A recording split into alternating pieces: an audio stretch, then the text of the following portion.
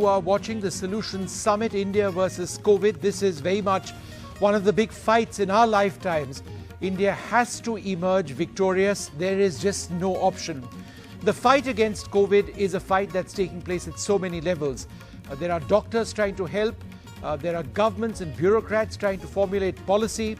There are those trying to manufacture drugs, vaccines and other medication as well.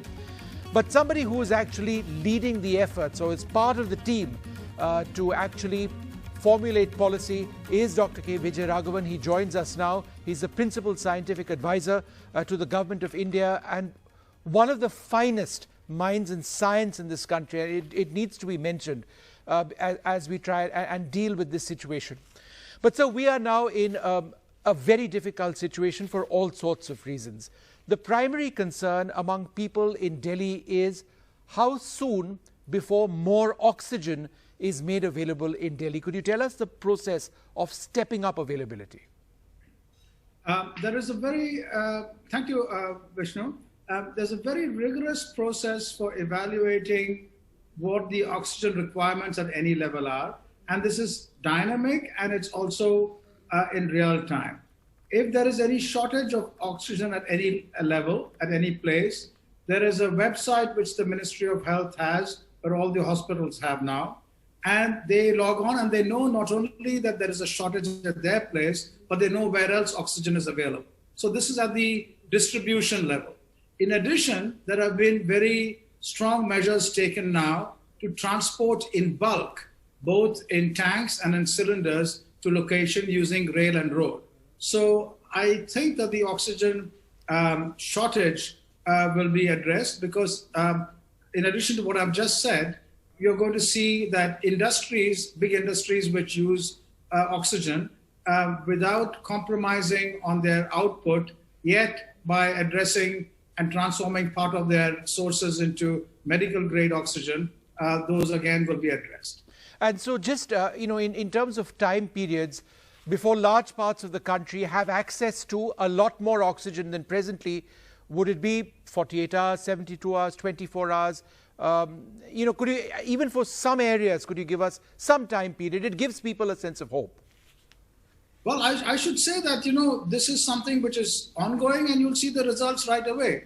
Because as I said, there are, 3 levels of oxygen requirements. One, in terms of distribution efficiency locally, and that will be addressed right away. The other is, distribution to the locations from plants and so on.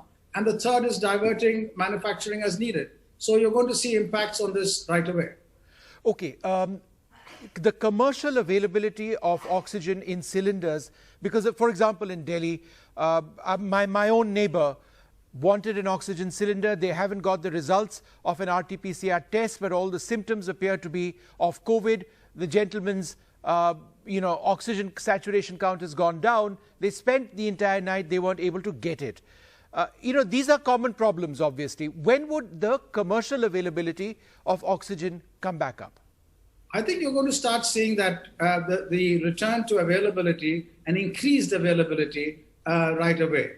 Of course, this has to be balanced with the increasing number of cases and the rapid increase. And so that balance is going to be there.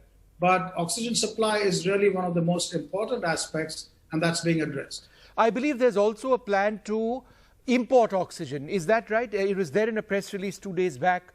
From where, how soon, how will that help? Well, everything is on the table. And, I've told you what the local manufacturing capabilities are. Should import be necessary and be done, that's also being examined by the government. And you'll hear, those results coming in soon. Okay. My next question to you, how soon before we can surmount the present shortage of Remdesivir? Well, first of all, we must keep in mind what the global and national advisories of Remdesivir are and when you can take that. It principally, has an effect in reducing hospital stay. And therefore, it should be taken in a very calibrated manner and not indiscriminately and on the advice of a physician. That care and calm in dealing with Remdesivir will immediately also result in, lowering the run on the drug, as it were, in the markets. So that should be done. Of course, there are every other measures in terms of pricing, dealing with manufacturing, dealing with regulations on the active pharmaceutical ingredient, all of that which have been put in place, which should increase the availability. And you're stepping up manufacture of Remdesivir as well, right? Yes. So there are about, I don't remember the exact number, but at least 7 or 8 companies and a few more which are likely to be have the capacity to manufacture Remdesivir. And therefore, the active pharmaceutical ingredients and their formulations, their exports have been curbed now. So that should also result in increased availability. So Dr. VijayRaghavan, again, that question of time. By when will all hospitals in, let us say, Delhi, which is facing this huge crisis, or other parts of India which is facing this crisis, when will they have access to Remdesivir at the level that they need it for their monitored use? I'm not saying, everybody gets it, not at all. So I think the last point you made is very important. As use becomes calibrated and reasonable and monitored, that will decrease demand. It's not a drug which should be used indiscriminately. Correspondingly, all the statements I made about the way manufacturing and availability is to be increased and also pricing to be calibrated will result in a very rapid, in a matter of days or less, availability of Remdesivir. So let's talk now about vaccines, sir. Covishield and Covaxin. When we were speaking last, I'd asked you a question on whether the government was moving towards funding the enhanced production of these drugs. That question remains, I think, a week later. When will the government finance the ramping up of the production of Covishield and Covaxin? Is that something you intend to do? So there are 2 different vaccines and 2 different companies with 2 different kinds of requirements. Covaxin is manufactured by Bharat Biotech, and their requirement for scaling their manufacturing is being done both by their internal sources in partnership with government agencies and with government funds through the Department of Biotechnology. The Department of Biotechnology has put in substantial resources into scaling the manufacture of Covaxin. Now, Covishield is a much larger player in terms of volume, and for them to expand significantly also requires substantial additional investment. Those investments have been discussed publicly a lot, but you must keep in mind that they are not that difficult a sum, but also keep in mind that should those kinds of investments start, which they will, by a combination of ways with Serum Institute discussing with various agencies, with the government, that fruition of that manufacturing will take a few months. It's not a switch where the manufacturing can start right away. So we have to keep that in mind. In that period, given the new decision on allowing vaccines to be sold in India, which have been approved elsewhere, we will see likely the availability of other vaccines. We already have the Sputnik being authorized for emergency use, but the J&J vaccine will likely come in soon, both in terms of the manufacturing here, which will again take a few months, but perhaps also by the companies involved deciding to purchase if feasible. So with Sputnik and J&J, with the increased capacity of Covaxin, which is happening now, you're going to see increased vaccine available. And as far as Covishield is concerned, how much longer before a decision is taken in which form, way, shape or form, additional funds can be brought on the table to step up manufacture? Because as you mentioned, it will take several months for it to materialize. So therefore, time is of essence. A month, a week, the decision-making process is all I'm asking about. Well, the decision-making process involves 3 parties, and I think each of them have substantial say in the matter. But the primary party with the most substantial say is the company itself. The company is a strong, robust company, which is a well-known global manufacturer, and there's absolutely no issue, I should say, in their raising resources in discussions with the government on their own or with international players. So I think those kinds of decisions will happen very soon. Whether it's a week or 10 days, I can't say, but it'll surely happen very soon. Okay, you were speaking about Sputnik. Has there been any decision on the price at which Sputnik V will be procured by the government?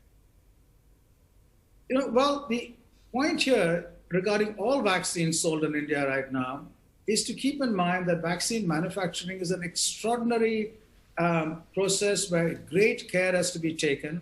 requires experts and expertise, and therefore the whole product at the end of it can be quite expensive. Yet, because this is a pandemic, companies nationally and globally are selling vaccines at prices which are at cost or close to cost. And that will be the case for Sputnik also. So, in other words, you're going to see prices, I would suspect, comparable with what is happening right now.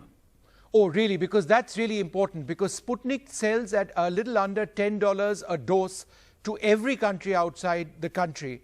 So therefore, given the numbers in India, you expect them to come close to $2 a dose, which is what you're getting the two existing vaccines at. That's important. I don't know the exact number, whether it'll be 2 or 3 or 5, but vaccines sold in India are substantially lower at cost than what corresponding vaccines are sold elsewhere. And so, where are the talks right now as far as finalizing that? Because as I understand it, I'm not using the word hurdle, but that has to be sorted out before they can start.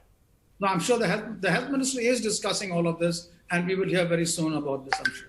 Okay, and so you were talking about the other international manufacturers who've been cleared to bring their vaccines in, as long as it's been cleared by Japan, the WHO, the United Kingdom, or American. So it's safe, whatever is coming in.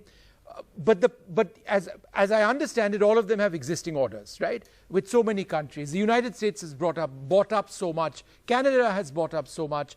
So therefore, realistically, how soon before it can come over here? And would they need to work with the government of India, or would they need to work with an Indian company to introduce it over here at the scale that they require? This is a very important question in general about vaccines, and we have to look at it a little calmly.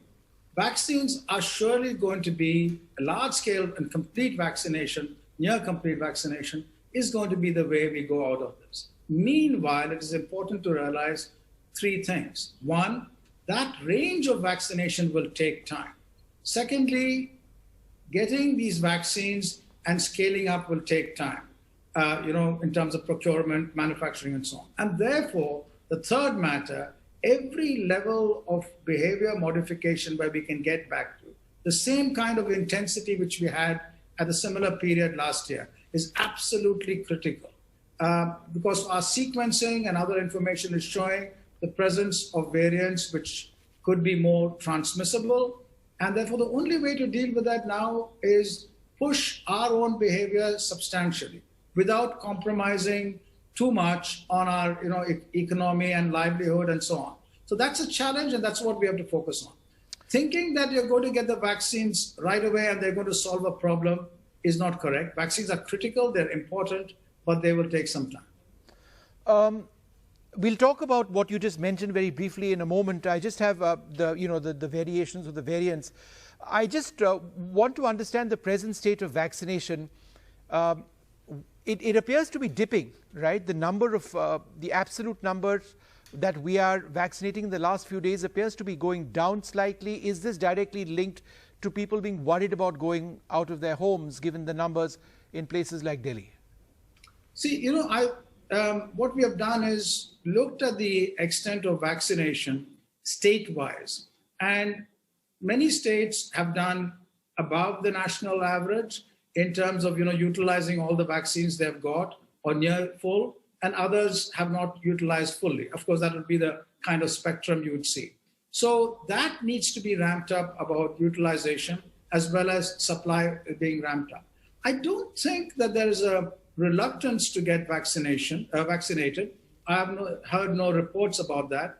And what you might have heard, it may be anecdotal, but there is a great desire to be vaccinated. And I think that coordination and increased vaccination is something which is happening. Of course, the demand is enormous now, much more than it was when we had the decline in cases early this year. So I don't think there's a reluctance to get vaccinated. Can doctors be shifted from areas where they are available to areas where there is a present crisis? Because you've seen doctors, healthcare workers, turning positive in the last few days in areas like Delhi. That's a very interesting point you've made. What is happening during the current rise of cases is there's a variation from the previous year in terms of locations within cities and locations and socioeconomic strata. So you're going to have situations where some hospitals are extraordinarily stretched and other hospitals less so. That dynamic movement, therefore, of resources and medical personnel is something very important. And cities should really look at that and see how flexible they can be on that. That's a very important point. Could the armed forces also be deployed with their large medical facilities, their own doctors, healthcare workers in a situation like this? That is already being done. The DRDO and the armed forces have set up a lab. A facility, yes, in Delhi. Large facilities where all the resources are available, and they're expanding that rather substantially. So they have a structure which is very well standardized, and they have an open environment now to get people. So that's going up in a big way. Absolutely. So the radios also, for example, yes, other agencies who have medical services on scale are certainly rising to the occasion. Now, let's talk about the strain. We discussed it a week back. Obviously, the understanding has increased over a period of time. It's bound to. So what do we know now, Dr. VijayRaghavan, on B.1.617? Is it the dominant strain in large parts of the country causing greater transmissibility? It's certainly increasing, and what we know of the biology caused by the mutations in it give good reason to understand why the increase is taking place. But again, the same kinds of caution were put about vaccines or drugs, that a lot of focus on what the virus does is, of course, necessary, but we should also keep in mind that the virus transmits through us. So there are two components to this, what the virus does and what we do. And what we do remains the same.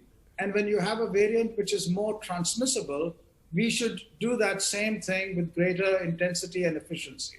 So that's really the principal thing we need to do now. Vaccines still work, and the nature of the disease presentation has not substantially changed or significantly changed at all. And because we have far more cases, you're seeing far more of different levels of disease presentation.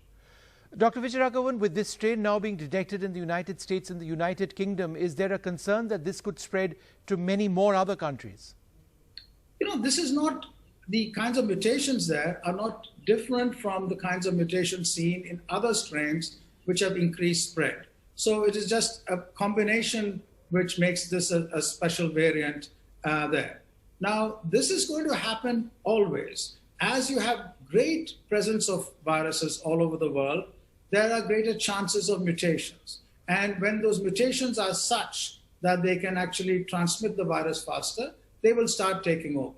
So this growth will take place unless we amplify our social distancing measures, our mask wearing measures more efficiently, and increase vaccination hugely. So it is a race, and we will have to win it. There's no choice. Yeah. A final question, sir. Where does India, or the world for that matter, stand in revising existing vaccines to counter the new strains? Well, there are two pieces of very good news. First of all, the SARS coronavirus 2 is not vaccine recalcitrant. It can be killed by, its spread can be prevented by vaccines. So that's something very important to keep. That's the good news. The second good news is we are so rapid now in understanding through genome sequencing and biology the nature of mutations and how they affect immune evasiveness or vaccine evasiveness, that people all over the world and in India are designing vaccines which can take care of new kinds of strains should they arise. Remember, we're not waiting for these strains to arise before we design vaccines.